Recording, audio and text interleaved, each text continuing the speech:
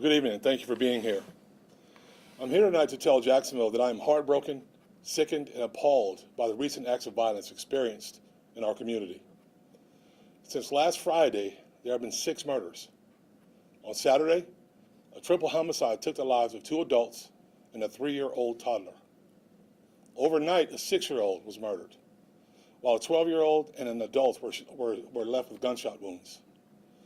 The 6 and 12-year-old children were asleep in their beds when a single bullet hit them both, killing one and injuring the other. As I've said, any loss of life in our community is tragic and unacceptable. I've said it repeatedly, one murder is one murder too many. But when innocent children are slaughtered as collateral damage to senseless acts of violence, I can't stay quiet. I can't stand to stay quiet. Today, there are Jacksonville families who have suffered unimaginable loss, the loss of a child. The families are preparing to bury innocent children, and that should not happen. Homicide detectives have stood over 6 bodies, that's 6 individual human beings, since this weekend. My question is, where's the outrage and the call to action and response to these inexcusable acts of community terror? Every murder is a horrific and evil atrocity and an act of hate. I've spent over 10 years of my career, of my life as a homicide investigator, and I know that each murder destroys a family, and often more than one, and causes damaging ripple effects for generations and generations to come. I've stood over too many bodies to ignore how our community is being harmed, not only by violence, but by its response to that violence. Our homicide detectives are working around the clock to bring these perpetrators of violence to justice. We will not stop until every lead has been exhausted and these murderers are facing accountability. I'm asking the good and decent citizens of Jacksonville to partner with our investigators. If you know anything at all, please contact homicide detectives. If you don't want to connect to police directly, then please call Crime Stoppers to leave an anonymous tip. Police officers can only successfully complete the important work that we do with the assistance of the public that we serve. I know that the people in Jacksonville are also tired of this violence, but I ask you, do not allow that emotional exhaustion to turn into apathy.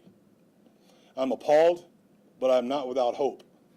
I believe that the police and the public partnering together can make a meaningful change in our community. Our detectives will continue to work tirelessly to bring those who terrorize our community with violence to justice. The identities of the victims and perpetrators are immaterial to their commitment and their effort. We don't tolerate violence under any circumstance, and I ask all Jacksonville citizens to stand in solidarity with me and with our agency.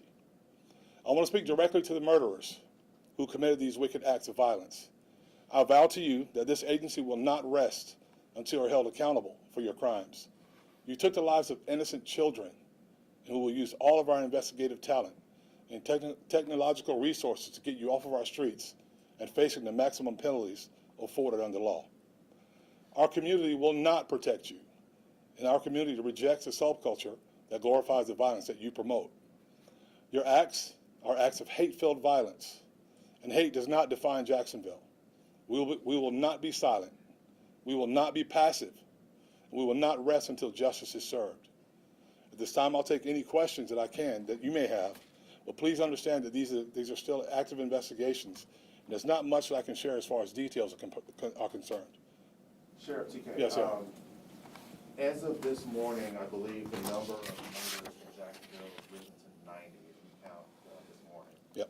And prior to coming in here, I looked at 5 of the biggest cities in Florida: Jacksonville, Orlando, Tampa, Miami. And it's, without a doubt, Jacksonville leads those. Jacksonville has the most murders this year so far. Those other cities have nowhere near the murders that we have. So my question is, what are they doing that we're not doing here to curb the number of murder cases? It's hard for me to speak about what other cities are doing. I can tell you what we're doing here and how we are going to continue to do it. We've been doing the work, Eric. We do it, man. We make the connections. We're building trust and partnerships with our community. I've done 8 or 9 sheriff's walks in our community. There's a lot of things that we're doing here to stop this from happening. But one thing that bothers me the most is, where's the outrage? Where are the people that understand or know what's going on that are talking about these things? Where are the other leaders in town that have the opportunity to stand here with me today? I didn't call them, but have the why aren't they speaking up? We heard from them a few weeks ago, but why are we not hearing from them today? This is a problem in our city that we have to face together, and I believe that citizens of Jacksonville want to do that. Another question that I had too was because obviously a lot of these murders that are taking place here in Jacksonville, they're gun related. And the question that I have is, you know, I get it that a lot of these handguns are being stolen from cars that are left unlocked, but let's keep it real. Not everyone is keeping AR-15s and AK-47s in unlocked vehicles. So how is it that these powerful, expensive firearms, like these AK-47s, how are they ending up in the poorest of neighborhoods to be used the way they're being used? Who's bringing these guns in? They're buying them off the street. We've collected hundreds of guns this year, illegal guns. They're buying them off the street. They pass them around. We have our NIBIN technology. Tells us that guns are being used all over the place, and some are the same guns. They're being passed around. They're being sold on the street. They're illegal. They're illegal guns. That's what's happening.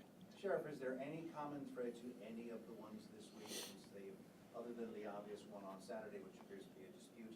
Is it drive-bys? Is it retribution? Is it gangs? Right now, it's hard to tell. I have these guys here with me just in case we get into deep questions, but it's hard to tell what's causing it. The one last night is a little different circumstance, but the one on, I think it was Friday night, late Friday night or Saturday morning, was it's hard to tell. There was a dog involved which drew everyone there, but that wasn't why that happened. So we're still looking into that. But there's also some leads that we're following that may have some gang connections. So we're looking into all that. Sheriff Waters, sources indicate that Saturday's shooting with a 3-year-old was gang-related, even though the dog was present. Can you comment further on the possibility of gang involvement in Jacksonville, and what is JSO doing to stem the rise of gang involvement with shootings? So I can't confirm that because this is still an early investigation. There's a lot going on. But listen, we've knocked on 935 doors of gang members. You know, I think we might be one of the only agencies that goes and actively goes and talks to these young men and tells them what we expect from them and also offers them a way to do something different outside of gang life and gang activity. But the answer that I have for them is this: we want you safe, we want you alive, we want you out of prison. If you make us, we're going to put you in prison. And right now, I'm at the point. Listen, no, but talking's done.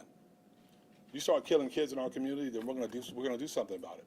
And it really does bother me that I don't know if any of you have been on the scene of a child that's been murdered, or actually walked up to a child that's got bullet holes in it. So I'm looking for the outrage from our community. I'm looking for solidarity. I'm looking for us to join together and fight this issue together, because it's my belief is this. I believe that if a community wants to stop a problem, that community can do it. I can list hundreds of things that go on within the agency and where we're having successes. But we have to have community buy-in. We have to have partnerships. We have to talk about what we see. You have to tell us what you see that might be suspicious, and we can load it up with policemen all day. But I can't read the minds of these individuals that are out here doing these things, but somebody knows what's happening. Somebody knows when someone comes home and sees them, maybe acting a little bit out of character and have done something. So that's what we want to hear. We want to hear from those guys. Sheriff, I'm sorry, I have a quick question. Sure. When you say that people are responding or are not responding or to the outrage like they were some weeks ago, are you referring to the mass shooting? Are you saying that people came out for that? I am. I absolutely am. With 2 kids, 6 and 3 years old. 2 kids. I absolutely. The reasons for it are different, but this is just as maddening to me. These are kids. That should not have happened at Dollar General. It was a horrible event. It's but a lot of times we focus on the reason for an event, but the impact that it takes on these families, these kids, doesn't change. So we talk about the reason for an event. I'm talking about the result of the event. I'm talking about a 3-year-old and a 6-year-old. And it upsets me because it's very important for us to pay attention to those also. I want as much public outcry about that as we had about the other. Sheriff, speaking of those kids, we know that 26 kids under the age of 18 have been shot in Jacksonville this year, and 8 of those kids have died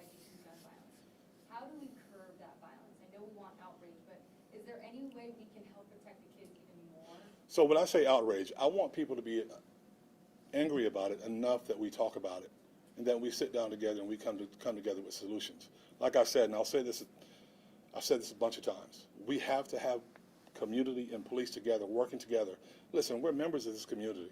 All we are is we're employed to do this as a career, but we all have a responsibility to the place that we live. So if we can come together and figure out ways to talk about things, and we're doing everything that we can to build more community trust, build partnerships. We're doing all of it, but I'm not going to stand up here and read it all to you because that's too self-serving. What I'm talking about now is coming up with solutions and working together to solve a problem. Yes, Eric. Gun violence here, it has run rampant, but then gun violence has run rampant all around the country. Mm-hmm. And it to the point where it has become politicized, not just here, but in other places. And I wanted to, one of the things that keep popping up, we hear that a lot of it has to do with the lack of economic resources and programs, and that it's tied to systemic racism. Because we hear that argument often, and I wanted to get your take of what are your feelings on that argument, because it comes up every time Yep. we have these rash of gun violence cases. Quite frankly, Eric, I think those are excuses to excuse bad behavior, to be honest with you. That shooting where the 3-year-old was murdered was in a nice apartment complex that's fairly new. There weren't any economic issues or systemic racial issues that I know of that caused that problem. And quite frankly, we have to take a stance and say we are not going to excuse bad behavior under any circumstances, right? If I do something wrong, then hold me accountable. But we're not going to excuse bad behavior. We won't excuse police officers' bad behavior, and we're not going to excuse, not from my standpoint, bad behavior in the communities where they're killing people, babies. So no. And what are the agency's next steps? I hear you're asking for outrage or an outcry. There's still suspects out there. Yep. So, and I know you can't release too much information, but, at the apartment complex from this morning, there is a security agency there that they've been getting tips. They have an established relationship with that community. Yep. They've been working with you all. Yep. And so my question is, how do we move forward knowing that there are people out here willing to commit these crimes that you all still don't have in custody? I know you need the public's help to Yep. speak up also. Absolutely. They're working right now. There are people in those offices working right now, working these cases. And those are our next steps, to continue to get leads. And what we're trying to generate now is leads. We're trying to generate information. I don't want outrage. I want people to be passionate about this community and tell us when things like this, and don't just focus on the things that are, these big global discussions about racism. Well, when it comes down to it, you have dead kids. Those families want to understand that we're going to do the very best for them, and we're going to work this problem and try to fix the issues. So it's not about outrage, but I do care about people want to come to the table and not elevate one over the other. These are lives. So I want people to focus on that, and we're going to continue to work. We're looking for information. We have Crime Stoppers here with us. We're looking for tips. We'll do whatever's necessary to get what we need to be able to solve these cases. Sheriff Waters, is it safe to say that part of the reason why we're seeing so much of this violent behavior, this violence playing out in the streets that's affecting young children, is it safe to say that a lot of the reason why we're seeing this is because the perpetrators simply don't care about the consequences? They don't fear the consequences of going to jail? I think there's some of that. I think there's also they're clout chasing, Eric. They just do things. They spray bullets into houses and cars, and they're just, I don't understand. It doesn't make any sense to me. But whether they grasp whether this is real or not, I'm not quite sure. But I would like to be able to grab a hold of them, bring them in, get them arrested so they can answer to the justice system. Yes, sir. A number of community groups that we spoke with today, specifically Mad Dads and families of slain children, said that they believe their organizations need more funding to be able to be the inroads between the police and the community. What is JSO specifically prepared to do in order to help organizations like that be the bridge that you need to the I can community? speak up for them. I mean, we have a budget here that we have to make sure we take care of the responsibilities that we have here, but I can speak up for them. I know Mad Dads. I've known them for many, many years. I know the mothers of slain children. I've spoken to those ladies for many years. So I will be a voice for them, absolutely 100%, and do the very best that we can to see that they get what they need, because they have been an ally. They do help us in many of these situations. And also with 3 children killed this month, 2 just within the last week, another injured in a shooting. What is your message to the parents of Jacksonville who are putting their kids to sleep tonight in hopes that they stay safe tonight and in the future? My message would be that you have an agency and a city that's behind you, and we want to do everything that we can to make sure that your loved ones are safe. And listen, I won't go home and forget this. This is not a show for me. This is real life. And we're going to do everything that we can to make sure that your loved ones are safe, your kids are safe. And that's part of the reason that there's a little bit of frustration spilling over, because I don't want to see kids suffer needlessly with this kind of nonsense. So that's it.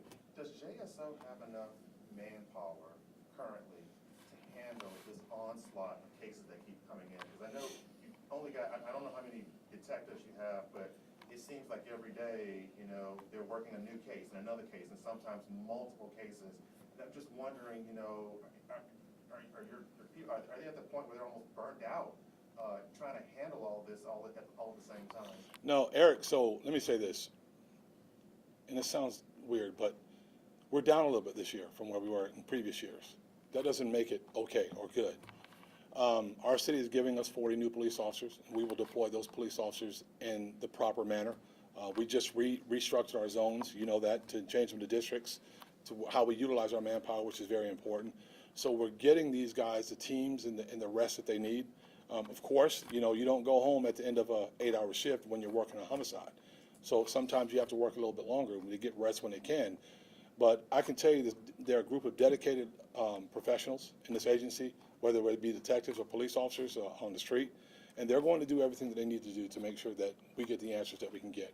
We don't make any promises, but the one promise that I can make, that we will work as hard as we can until we can find some answers for families. We'll do the very best that we can.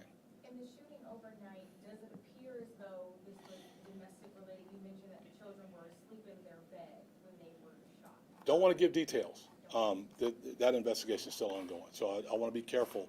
Not that I don't want to tell you, but I want to make sure that we maintain the integrity of the investigation. One more. Sheriff, I'd like to go back to... Go ahead. With those additional resources that you mentioned, the 40 officers, how soon can we see boots on the ground to help your agency with the things? So we'll be able to fund a class, I think, in March. Then they'll go through the training process with the police academy. Then they have field training. After field training, then they'll be able to go onto the street as probationary officers. And then after a full year of being on probation, then they're out completely off probation, but they'll be on their own after field training, which is about 4 months. Not including the academy. The academy lasts about 6 months or so, and then 4 months of field training, and then they'll go out on their own as solo beat officers. All right, thank you very much.